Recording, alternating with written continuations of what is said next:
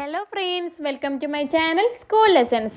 നമ്മൾ ഈ വീഡിയോയിൽ പറയുന്നത് 5ാം ക്ലാസ്സിൻ്റെ സാമൂഹിക ശാസ്ത്രം വിഷയത്തിൻ്റെ വർഷാവസാന മാതൃകാ ചോദ്യ പേപ്പറാണ്. അതായത് ആനുവൽ എക്സാം മോഡൽ ക്വസ്റ്റ്യൻ പേപ്പറാണ്. നമുക്ക് ചോദ്യങ്ങൾ നോക്കാം. നൽകിയിരിക്കുന്ന 7 പ്രവർത്തനങ്ങളിൽ 5 എണ്ണത്തിന് നിങ്ങൾ ഉത്തരം എഴുതേണ്ടത്. നിങ്ങൾ തിരഞ്ഞെടുക്കുന്ന 5 പ്രവർത്തനങ്ങളിലെ എല്ലാ ഉപപ്രവർത്തനങ്ങൾക്കും നിങ്ങൾ ഉത്തരം നൽകണം. പ്രവർത്തനം 1, ദാരിദ്ര്യ ലഘൂകരണത്തിനും സാമൂഹിക അസമത്വം കുറയ്ക്കുന്നതിനുമായി നടപ്പിലാക്കി വരുന്ന ചില പരിപാടികളും അവയുടെ സവിശേഷതകളും ആണ് പട്ടികയിൽ ഉൾപ്പെടുത്തിയിരിക്കുന്നത്. ചോദ്യം എ, പട്ടിക നിരീക്ഷിച്ച് വിട്ടുപോയ ഭാഗങ്ങൾ പൂർത്തിയാക്കുക. നമുക്ക് ഈ പട്ടിക പൂർത്തിയാക്കുന്നതിന് മുൻപേ ആയിട്ട് നിങ്ങളുടെ ടെക്സ്റ്റ് ബുക്കിൽ 158-ാമത്തെ പേജിൽ കുറച്ച് പദ്ധതികളെ കുറിച്ച് പറയുന്നുണ്ട്. നമുക്കതൊന്ന് നോക്കാം. ആദ്യത്തേത് മഹാത്മാഗാന്ധി ദേശീയ ഗ്രാമീണ തൊഴിലുറപ്പ് പദ്ധതിയാണ്. ഈ പേരിൽ തന്നെ ഉണ്ടല്ലേ, ഗ്രാമീണയാണ്. ഗ്രാമീണ മേഖലയിൽ അധിവസിക്കുന്ന ഏതൊരു കുടുംബത്തിനും ഒരു സാമ്പത്തിക വർഷം 100 ദിവസത്തിൽ കുറയാതെ അവിദഗ്ധ കായിക തൊഴിൽ ഈ പദ്ധതിയിലൂടെ ഉറപ്പാക്കുന്നു. 18 വയസ്സിന് മുകളിലുള്ള വ്യക്തികളാണ് ഇതിൻ്റെ ഗുണഭോക്താക്കൾ. കേന്ദ്ര സംസ്ഥാന സർക്കാരുകൾ ആവിഷ്കരിച്ച് നടപ്പിലാക്കുന്ന ദാരിദ്ര്യ നിർമ്മാർജ്ജന പദ്ധതിയാണിത്. രണ്ടാമത്തേതാണ് ലൈഫ് മിഷൻ. ലൈഫ് മിഷനെ നമുക്ക് എങ്ങനെ മാറിപ്പോവാതെ സിമ്പിളായിട്ട് ഓർത്ത് വെക്കാം. നമ്മുടെ ലൈഫ് എന്ന് പറയുന്നത് നമ്മുടെ വീടാണല്ലേ. സോ ലൈഫ് മിഷൻ എന്ന് പറയുന്നത് എല്ലാവർക്കും വീട് നൽകുക എന്നുള്ളതാണ്. ഓക്കെ, എങ്ങനത്തെ വീടാണ്? നല്ല സുരക്ഷിതവും മാന്യവുമായിട്ടുള്ള, ഓക്കെ, എന്താണ് സുരക്ഷിതവും മാന്യവുമായിട്ടുള്ള പാർപ്പിട സംവിധാനം നൽകുക എന്നുള്ളതാണ് ലൈഫ് മിഷൻ എന്ന് പറയുന്നത്. എല്ലാവർക്കും വീട് നൽകുമോ? എല്ലാ ജനങ്ങൾക്കും വീട് നൽകുമോ? ഇല്ല. ആർക്കൊക്കെയാണ് വീട് നൽകുക? കേരളത്തിലെ എല്ലാ ഭൂരഹിതർക്കും, ഭൂരഹിത ഭവനരഹിതർക്കും, ഭവനം പൂർത്തിയാക്കാത്തവർക്കും, നിലവിലുള്ള പാർപ്പിടം വാസയോഗ്യമല്ലാത്തവർക്കും ലൈഫ് മിഷൻ എന്താണ്? മാന്യവും സുരക്ഷിതവുമായ പാർപ്പിട സൗകര്യം കൊടുക്കലാണ്. അത് ആർക്കാണ് കൊടുക്കുന്നതെന്നും നമ്മളിവിടെ പറഞ്ഞു. ഇനി ഇത് ആരാണ് കൊണ്ടുവന്നത്, നടപ്പിലാക്കിയത്? കേരള സർക്കാരുകൾ ആവിഷ്കരിച്ച് നടപ്പിലാക്കുന്ന പദ്ധതിയാണത്. മനസ്സിലായല്ലോ. ഇനി അടുത്തതാണ് തീരമൈത്രി പദ്ധതി. ഇവിടെ നിങ്ങൾ ഓർക്കുക, തീരത്ത് എന്തുണ്ടാവും? തീരത്താണ് മത്സ്യത്തൊഴിലാളികൾ ഉണ്ടാവുക. സോ ഇതെന്ന് പറയുന്നത് മത്സ്യത്തൊഴിലാളികളുടെ വീട്ടിലുള്ള, കുടുംബത്തിലുള്ള സ്ത്രീകൾക്ക് ജോലി നൽകിയിട്ട് അവരെ സമൂഹത്തിൻ്റെ മുൻനിരയിലേക്ക് കൊണ്ടുവരിക എന്നതാണ് ഈ ഒരു പദ്ധതിയുടെ ഉദ്ദേശം എന്ന് പറയുന്നത്. സോ തീരമൈത്രി എന്താണ്? മത്സ്യത്തൊഴിലാളി സമൂഹത്തിലെ കുടുംബങ്ങളിലെ വനിതകളെ സംരംഭരാക്കി സമൂഹത്തിൻ്റെ മുഖ്യധാരയിൽ എത്തിക്കുന്നതിനായി ചെറുകിട തൊഴിൽ സംരംഭങ്ങളുടെ വികസന പദ്ധതി കേരള സർക്കാർ നടപ്പിലാക്കി വരുന്നു. ഇത് എന്തിനാണ്? കേരളത്തിലുടനീളം നടപ്പിലാക്കുന്ന ഈ പദ്ധതിയിലൂടെ മത്സ്യത്തൊഴിലാളി വനിതകളുടെ സാമൂഹിക സാമ്പത്തിക ശാക്തീകരണം ഉറപ്പുവരുത്താൻ സാധിക്കും. അതായത് ഇവിടെ നിങ്ങൾ പഠിക്കേണ്ടത് ഇത് ആർക്കാണ് കൊടുക്കുന്നത്? മത്സ്യത്തൊഴിലാളി സമൂഹത്തിലെ കുടുംബങ്ങളിലേക്കാണ്. ഇത് നൽകുന്നതിലൂടെ അവർക്ക് എന്താണ് കിട്ടുന്നത്? ഈ മത്സ്യത്തൊഴിലാളി വനിതകളുടെ സാമൂഹിക സാമ്പത്തിക ശാക്തീകരണം ഉറപ്പുവരുത്തുന്നു. ഇത്രയും കാര്യം നിങ്ങൾ പഠിച്ചു വെക്കണം. അടുത്തതാണ് കൈവല്യ. നിങ്ങൾക്ക് പെട്ടെന്ന് കിട്ടാൻ വേണ്ടിയിട്ട് നിങ്ങൾ കൈ ഇല്ല എന്ന് ഓർത്ത് വെക്കുക. അങ്ങനെ ആകുമ്പോൾ കൈയില്ല, അതായത് ഭിന്നശേഷിക്കാർക്കുള്ളൊരു പദ്ധതിയാണിത്. ഭിന്നശേഷിയുള്ള ഉദ്യോഗാർത്ഥികൾക്കായി കേരള സർക്കാർ നടപ്പിലാക്കുന്ന പുനരധിവാസ പദ്ധതിയാണിത്. അസരതുല്യത, സാമൂഹിക ഉൾച്ചേർക്കൽ എന്നിവയാണ് ഈ പദ്ധതിയുടെ ലക്ഷ്യം. അടുത്ത പദ്ധതിയാണ് വിദ്യാവാഹിനി. ഇതിൽ വാഹനം എന്നുള്ളൊരു വാക്കുണ്ടല്ലേ, വിദ്യാവാഹിനി എന്ന് പറയുമ്പോൾ വാഹനം. എന്താണ് ഈ ഒരു പദ്ധതി എന്ന് പറയുന്നത്? ഗോത്ര സമൂഹത്തിലെ വിദ്യാർത്ഥികൾക്ക് സ്കൂളിൽ പോയി വരാൻ വാഹന സൗകര്യം ഒരുക്കുന്ന പദ്ധതിയാണിത്. കുട്ടികളുടെ യാത്രാ സൗകര്യം ഉറപ്പുവരുത്തി കൊഴിഞ്ഞുപോക്ക് തടയുക എന്ന ലക്ഷ്യത്തോടു കൂടിയാണ് ഈ പദ്ധതി നടപ്പിലാക്കുന്നത്. അടുത്ത പദ്ധതിയാണ് ജനനി ജന്മരക്ഷ. ഇത് ഗോത്രവിഭാഗത്തിൽപ്പെട്ട ഗർഭിണികൾക്കും അമ്മമാർക്കും പോഷകാഹാരം ലഭിക്കുന്നതിന് കേരള സർക്കാർ നടപ്പിലാക്കുന്ന പദ്ധതിയാണ്. ഇനി അടുത്തത് പ്രതിഭാ തീരം. തീരദേശ മേഖലയിലെ കുട്ടികളുടെ വിദ്യാഭ്യാസ പുരോഗതിക്കായി കേരള സർക്കാർ നടപ്പിലാക്കുന്ന പദ്ധതിയാണ്. ഇനി അവസാനത്തത് ഗോത്രബന്ധു. ഗോത്രവിഭാഗത്തിൽപ്പെട്ട വിദ്യാർത്ഥികളുടെ ഭാഷാ പ്രശ്നം പരിഹരിക്കുക, കൊഴിഞ്ഞുപോക്ക് തടയുക എന്നീ ലക്ഷ്യങ്ങൾ കൈവരിക്കുന്നതിന് ഗോത്രഭാഷയിലും മലയാളത്തിലും പരിജ്ഞാനമുള്ള യോഗ്യരായ ഗോത്രവിഭാഗക്കാരെ പ്രൈമറി സ്കൂളുകളിൽ അധ്യാപകരായി നിയമിക്കുന്ന കേരള സർക്കാർ പദ്ധതിയാണിത്. ഇനി നമുക്ക് ചോദ്യങ്ങൾ നോക്കാം. ലൈഫ് മിഷൻ എന്തായിരുന്നു? മാന്യവും സുരക്ഷിതവുമായ പാർപ്പിട സംവിധാനം ഒരുക്കുക എന്നുള്ളതാണ്. ആരാണ് ഇതിൻ്റെ ഗുണഭോക്താക്കൾ? ആർക്കാണിത് നൽകിയിരുന്നത്? അതായത് സ്ഥലമില്ലാത്തവർക്ക്, വീടില്ലാത്തവർക്ക്, താമസിക്കാൻ പറ്റാത്ത തരത്തിലുള്ള വീടുള്ളവർക്ക്, വീടിൻ്റെ പണി മുഴുവനായിട്ടും പൂർത്തീകരിക്കാത്തവർക്ക്, അങ്ങനെയുള്ളവർക്കാണ് ഈ ഒരു ലൈഫ് മിഷൻ പദ്ധതി കൊടുക്കുന്നത് അല്ലേ? സോ നമുക്ക് എഴുതാം ഭൂരഹിത ഭവനരഹിതർ, ഭവനം പൂർത്തിയാക്കാത്തവർ, നിലവിലുള്ള പാർപ്പിടം വാസയോഗ്യമല്ലാത്തവർ. ഇനി അടുത്തത് കൈവല്യ ആർക്കായിരുന്നു? നമ്മൾ പറഞ്ഞിരുന്നു ഭിന്നശേഷിക്കാരായിട്ടുള്ള ആൾക്കാർക്ക് വേണ്ടിയിട്ടാണ് അല്ലേ? ഭിന്നശേഷിയുള്ള ഉദ്യോഗാർത്ഥികൾക്ക് വേണ്ടിയിട്ടാണ്. എന്തിനാണ് കൊടുക്കുന്നത്? അവസര തുല്യത, സാമൂഹിക ഉൾച്ചേർക്കൽ. അടുത്തത് പ്രതിഭാ തീരമാണ്. തീരദേശ മേഖലയിലെ വിദ്യാർത്ഥികൾക്കാണ് അവരുടെ വിദ്യാഭ്യാസ പുരോഗതിക്കായിട്ടാണ് ഇത് പദ്ധതി നടപ്പിലാക്കിയിട്ടുള്ളത്. അടുത്തത് ജന്മരക്ഷയാണ്. ഗോത്രവർഗ വിഭാഗത്തിലെ ഗർഭിണികൾ, അമ്മമാർ എന്തിനാണ്? പോഷകാഹാര ലഭ്യത നടപ്പിലാക്കാനാണ്. ഓക്കെ, മനസ്സിലായല്ലോ? നിങ്ങൾക്ക് ഇതിൽ ഏതൊരു പദ്ധതിയെക്കുറിച്ചും വേണമെങ്കിലും നിങ്ങളുടെ എക്സാമിന് ചോദിച്ചേക്കാവുന്നതാണ്. സോ ഇവിടെ പറഞ്ഞിട്ടുള്ള എല്ലാ പദ്ധതികളെക്കുറിച്ചും ഇത് ആർക്കാണെന്നും ഇത് എന്തിനാണെന്നും ആരാണ് നടപ്പിലാക്കിയതെന്നും പഠിച്ചു വെക്കുക. ഇനി നമുക്ക് അടുത്ത ചോദ്യം നോക്കാം. ഒരു ബി ചോദ്യമുണ്ട് ഇവിടെ. ഗ്രാമീണ മേഖലയിൽ അധിവസിക്കുന്ന ഏതൊരു കുടുംബത്തിനും ഒരു സാമ്പത്തിക വർഷം 100 ദിവസത്തിൽ കുറയാതെ അവിദഗ്ധ കായിക തൊഴിൽ ഉറപ്പാക്കുന്ന പദ്ധതി ഏതാണ്? നമുക്ക് ഓപ്ഷൻസ് നോക്കാം. ഓപ്ഷൻ എ തീരമൈത്രി പദ്ധതി ആണോ? അല്ലല്ലേ. തീരമൈത്രി പദ്ധതി ആർക്കുള്ളതായിരുന്നു? മത്സ്യത്തൊഴിലാളികളായ കുടുംബങ്ങളിലെ സ്ത്രീകൾക്ക് ഉള്ളതായിരുന്നു. ഓപ്ഷൻ ബി മഹാത്മാഗാന്ധി ദേശീയ ഗ്രാമീണ തൊഴിലുറപ്പ് പദ്ധതി. ശരിയാണല്ലേ. ഒരു വർഷത്തിൽ 100 ദിവസത്തിൽ കുറയാതെ കായിക തൊഴിൽ ഉറപ്പാക്കുന്ന പദ്ധതി മഹാത്മാഗാന്ധി ദേശീയ ഗ്രാമീണ തൊഴിലുറപ്പ് പദ്ധതിയാണ്. ഇത് ഗ്രാമീണ മേഖലയിലായിരുന്നു. പേരിൽ തന്നെ ഗ്രാമീണ എന്നുണ്ടല്ലേ. ഓക്കെ, മനസ്സിലായല്ലോ.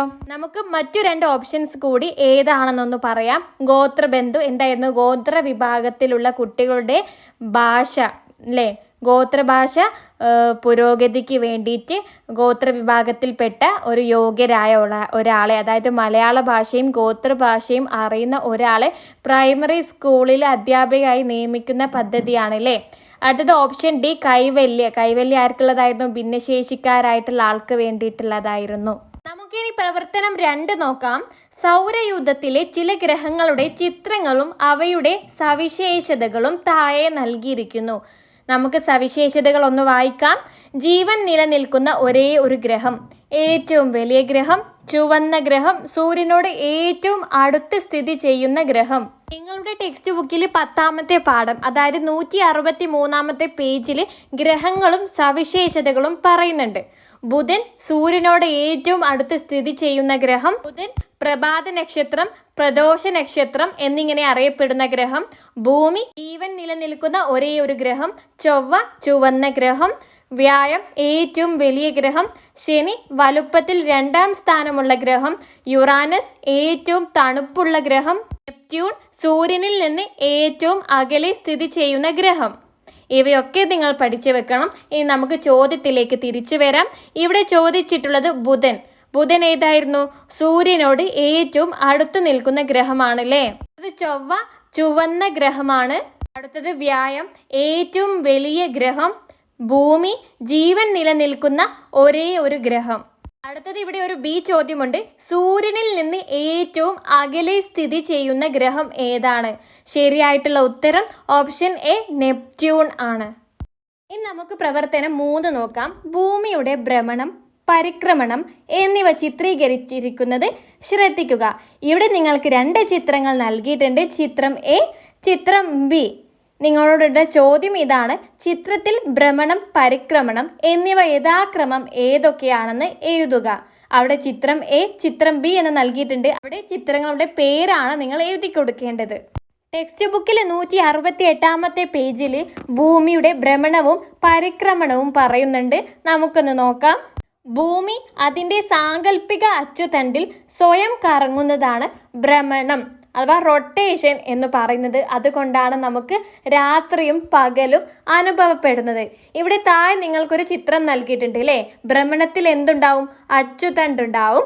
പകലും രാത്രിയും ഭ്രമണം കാരണമാണ് ഉണ്ടാവുന്നത്. ഇനി ഭ്രമണം ചെയ്യുന്നതോടൊപ്പം ഭൂമി നിശ്ചിത സഞ്ചാര പഥത്തിലൂടെ സൂര്യനെ ചുറ്റി സഞ്ചരിക്കുന്നുണ്ട്. ഇതാണ് പരിക്രമണം, റെവല്യൂഷൻ എന്ന് പറയുന്നത്. ഇവിടെ നിങ്ങൾക്ക് നൽകിയിട്ടുള്ള ആദ്യത്തെ ചിത്രത്തിലാണ് അച്ചുതണ്ട്, പകല്, രാത്രി എന്നിവ അടയാളപ്പെടുത്തിയിട്ടുള്ളത്. അതുകൊണ്ട് തന്നെ നമുക്ക് ആദ്യത്തെ ചിത്രം ഭ്രമണം ആണെന്ന് പറയാം. രണ്ടാമത്തെ ചിത്രത്തിൽ ഭൂമി സൂര്യനെ ചുറ്റി കറങ്ങുന്നതാണ് കാണിക്കുന്നത്. അതാണ് പരിക്രമണം. സോ എ ഭ്രമണമാണ്, ബി പരിക്രമണം ആണ്. അടുത്തത് ഇവിടെ ഒരു ബി ചോദ്യമുണ്ട്. ഭ്രമണം, പരിക്രമണം എന്നിവയെക്കുറിച്ച് ലഘുകുറിപ്പുകൾ തയ്യാറാക്കുക. നമ്മൾ ഇവിടെ ഓൾറെഡി അതെന്താണെന്ന് പറഞ്ഞു കഴിഞ്ഞു അല്ലേ? നമുക്ക് ഇവിടെ ഒന്ന് എഴുതാം. ഭ്രമണം എന്നാൽ ഭൂമി സ്വയം അച്ചുതണ്ടിനെ ചുറ്റിത്തിരിയുന്നതാണ്. ഭൂമി ഒരു പ്രാവശ്യം ഭ്രമണം ചെയ്യാൻ 24 മണിക്കൂർ എടുക്കും. അതുകൊണ്ടാണ് പകലും രാത്രിയും ഉണ്ടാകുന്നത്. ഈ പരിക്രമണം എന്നാൽ ഭൂമി സൂര്യനെ ചുറ്റി സഞ്ചരിക്കുന്നതാണ് പരിക്രമണം. ഭൂമി ഒരു പ്രാവശ്യം സൂര്യനെ ചുറ്റാൻ 365 ദിവസം എടുക്കും. അതുകൊണ്ടാണ് ഋതുക്കൾ, കാലാവസ്ഥ മാറ്റങ്ങൾ ഉണ്ടാകുന്നത്. അടുത്തത് പ്രവർത്തനം 4 ഭൂമിയിലെ ചില പ്രദേശങ്ങളുടെ സവിശേഷതകളാണ് താഴെ നൽകിയിരിക്കുന്നത്.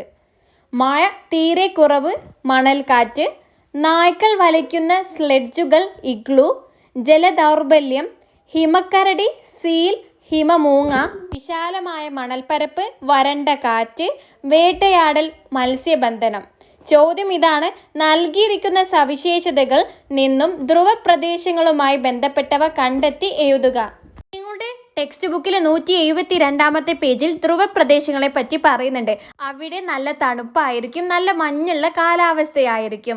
അതുകൊണ്ട് അവിടെ വണ്ടികൾ, വാഹനങ്ങളൊന്നും ഉപയോഗിക്കുന്നത് ബുദ്ധിമുട്ടാണ്. അതുകൊണ്ടാണ് നായകൾ വലിക്കുന്ന സ്ലേകൾ ഉപയോഗിക്കുന്നത്. നിങ്ങൾക്ക് അവിടെ ചിത്രത്തിൽ കാണാം. പിന്നെ അവർ താമസിക്കുന്നത് മണ്ണ് കൊണ്ട് നിർമ്മിച്ച ഇഗ്ലൂ പോലുള്ളവയിലാണ്. അതിൻ്റെ ചിത്രവും നിങ്ങൾക്ക് ടെക്സ്റ്റ് ബുക്കിൽ തന്നിട്ടുണ്ട്. സോ ഇവിടെ ധ്രുവപ്രദേശവുമായി ബന്ധപ്പെട്ടിട്ടുള്ള പോയിന്റ്സ് നമുക്കൊന്ന് പരിശോധിക്കാം. മഴ തീരെ കുറവ്, മണൽക്കാറ്റ്. തെറ്റാണ്. ധ്രുവപ്രദേശങ്ങളിൽ മഴ ഉണ്ടാവുന്നതാണ്.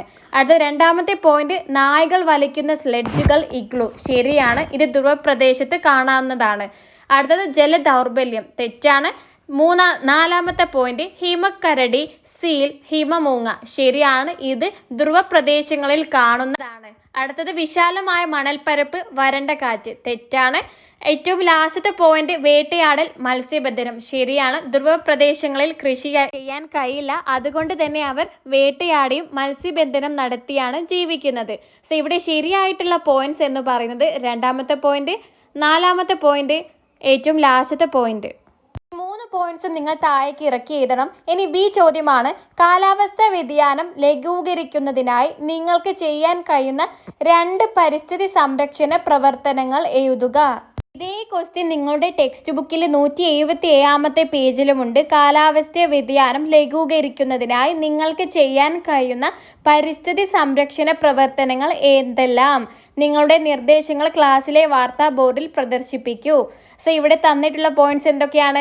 അന്തരീക്ഷ മലിനീകരണം കുറയ്ക്കുക, വനനശീകരണം തടയുക, പ്ലാസ്റ്റിക് ഉപയോഗം കുറയ്ക്കുക, ജൈവവള ഉപയോഗം വർദ്ധിപ്പിക്കുക. ഇതിലേതെങ്കിലും 2 പോയിന്റ്സ് എഴുതാനാണ് നമ്മളോട് ചോദ്യത്തിൽ പറഞ്ഞിട്ടുള്ളത്. ഓക്കെ, ഇനി നമുക്ക് പ്രവർത്തനം 5 നോക്കാം. റോഡ് സുരക്ഷയുമായി ബന്ധപ്പെട്ട അടയാളങ്ങൾ ശ്രദ്ധിക്കുക. ഇവ ഓരോന്നും എന്തിനെ സൂചിപ്പിക്കുന്നു എന്നെഴുതുക. നിങ്ങൾക്കിവിടെ നെക്സ്റ്റ് പേജിൽ ഞാൻ കാണിച്ചു തരാം. കുറച്ച് അടയാളങ്ങൾ തന്നിട്ടുണ്ട്. അതെന്തിനെയാണ് സൂചിപ്പിക്കുന്നത് എന്നാണ് നിങ്ങൾ ഇവിടെ എഴുതേണ്ടത്. ആദ്യത്തെ ചിത്രത്തിലുള്ളത് സൈക്കിൾ സവാരി പാടില്ല എന്നാണ്. രണ്ടാമത്തെ ചിത്രത്തിൽ കാൽനട യാത്ര അനുവദനീയമല്ല. മൂന്നാമത്തത് എല്ലാവർക്കും അറിയുന്നതാണ്, പാർക്കിംഗ് പാടില്ല. 4, മുന്നിൽ സ്കൂൾ ഉണ്ട്, സൂക്ഷിച്ചു പോവുക. 5, മുന്നിൽ റെയിൽവേ ക്രോസിംഗ് ഉണ്ട്. 6, കാൽനടക്കാർ റോഡ് മുറിച്ച് കടക്കുന്നിടം. ഓക്കെ, നിങ്ങളുടെ ടെക്സ്റ്റ് ബുക്കിൽ 182 പേജിൽ വേറെയും അടയാളങ്ങൾ തന്നിട്ടുണ്ട്.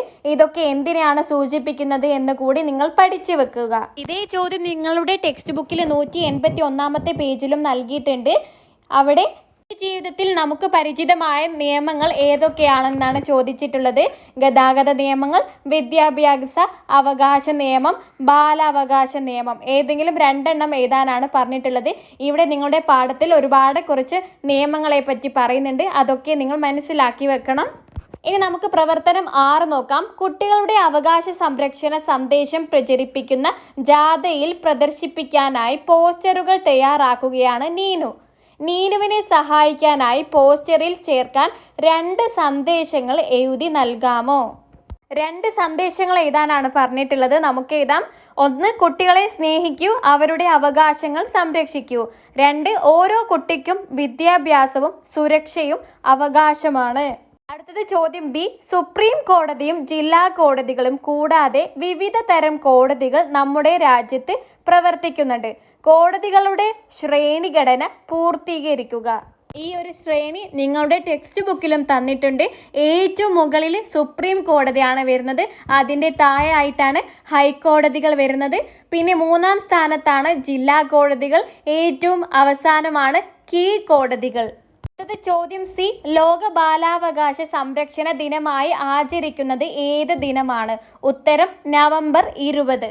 അടുത്തത് കുട്ടികളെ, നമ്മുടെ ഈ ഒരു ചോദ്യ പേപ്പറിലെ അവസാനത്തെ പ്രവർത്തനമാണ് പ്രവർത്തനം 7. ചോദ്യം എ.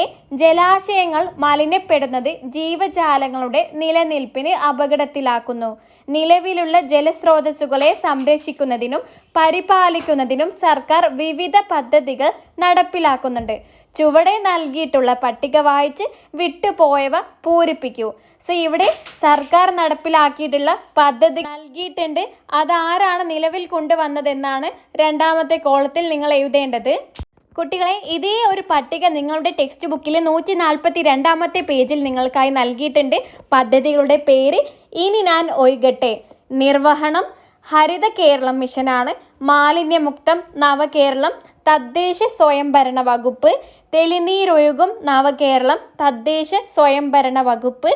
ജൽ ജീവൻ മിഷൻ കേന്ദ്ര സർക്കാർ. സോ ഇതാണ് നിങ്ങൾ അവിടെ പൂർത്തിയാക്കി എഴുതേണ്ടത്. അടുത്തത് നമുക്കിനി ബി ചോദ്യം നോക്കാം.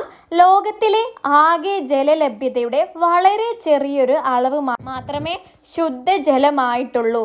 അമൂല്യമായ ശുദ്ധജലം സംരക്ഷിക്കേണ്ടത് നാം ഓരോരുത്തരുടെയും കടമയാണ്. ജലസംരക്ഷണം ഉറപ്പുവരുത്തുന്നതിന് അവലംബിക്കാവുന്ന വിവിധ മാർഗങ്ങൾ ഏതെല്ലാം? ഇതിൻ്റെ ഉത്തരവും നിങ്ങളുടെ ടെക്സ്റ്റ് ബുക്കിൽ 141 പേജിൽ നൽകിയിട്ടുണ്ട്. നമുക്കൊന്ന് വായിക്കാം. ലോകത്തിലെ ആകെ ജലലഭ്യതയുടെ വളരെ ചെറിയൊരു അളവ് മാത്രമേ ശുദ്ധജലമായിട്ടുള്ളൂ. അമൂല്യമായ ശുദ്ധജലം സംരക്ഷിക്കേണ്ടത് നാം ഓരോരുത്തരുടെയും കടമയാണ്. മഴക്കുഴി, മഴവെള്ള സംഭരണി, തടയണ, പുതയിടൽ തുടങ്ങിയവ മാർഗങ്ങൾ ഉപയോഗിച്ച് ജലസംരക്ഷണം ഉറപ്പുവരുത്താൻ കഴിയും. സോ ഇവിടെ ശരിയായിട്ടുള്ള ഉത്തരങ്ങൾ ഏതൊക്കെയാണ്? മഴക്കുഴി, മഴവെള്ള സംഭരണി, തടയണ, പുതയിടൽ. ഇനി അവസാനത്തെ ചോദ്യം. കേരളത്തിൽ പ്രധാനമായും 2 മഴക്കാലങ്ങളാണുള്ളത്. ഏതെല്ലാം? ശരിയായിട്ടുള്ള ഉത്തരം തെക്കു പടിഞ്ഞാറ് മൺസൂൺ കാലം അഥവാ കാലവർഷം, വടക്കു കിഴക്കൻ മൺസൂൺ കാലം അഥവാ തുലാവർഷം. നമ്മുടെ ചോദ്യ പേപ്പർ ഇവിടെ അവസാനിച്ചിട്ടുണ്ട്. നിങ്ങൾക്ക് ഈ വീഡിയോ ഇഷ്ടമായാൽ നിങ്ങൾ ലൈക്ക് ചെയ്യാൻ മറക്കരുതേ. നമ്മൾ പ്രീവിയസ് ഇയർ ക്വസ്റ്റ്യൻ പേപ്പർ ഒക്കെ ഡിസ്കസ് ആക്കുന്നതാണ്. സോ നമ്മുടെ ചാനൽ ഇതുവരെ സബ്സ്ക്രൈബ് ആക്കിയിട്ടില്ലെങ്കിൽ ഇപ്പോൾ തന്നെ സബ്സ്ക്രൈബ് ആക്കി സപ്പോർട്ടാക്കുക. നിങ്ങളുടെ അഭിപ്രായം കൂടി നിങ്ങൾ കമൻ്റായിട്ട് അറിയിക്കണേ. So that's all. Thank you friends.